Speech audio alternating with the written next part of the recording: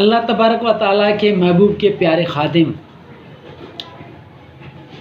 حضرت ابو بکر صدیق رضی اللہ تعالیٰ عنہ کے صاحبزادہ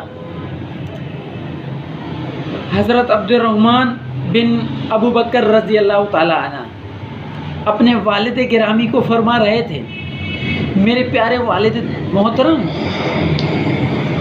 مختلف مقاموں پر مختلف موقعوں پر آپ میرے تلوار کے زد میں آتے تھے، لیکن میں آپ کو اپنا والد سمجھ کر چھوڑ دیتا تھا۔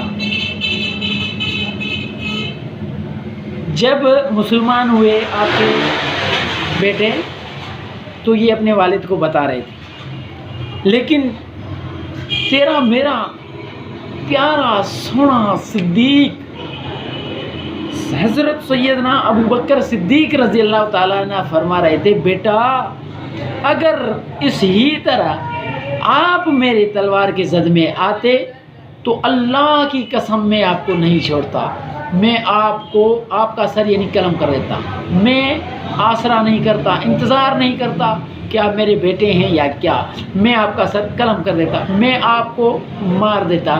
کیوں؟ اس لیے کہ جنگ بدر حق اور باطل کے درمیان معرکہ تھا اور تم باطل کی نمائندگی کر رہے تھے۔ تو میرے پیارے دوستو، اسلام کتنا بہترین درس دیتا ہے ہمیں، کتنا پیارا اسلام ہے، کتنا پیارا سچا اسلام ہے۔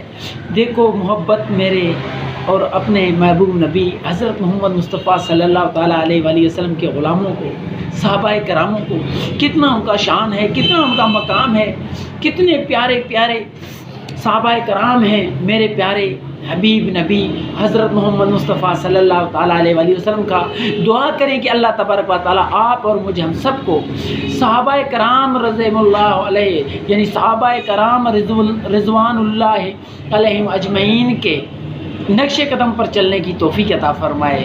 اللہ تبارک و تعالیٰ آپ اور ہم سب کا حامی ناصر ہو۔ اللہ حافظ۔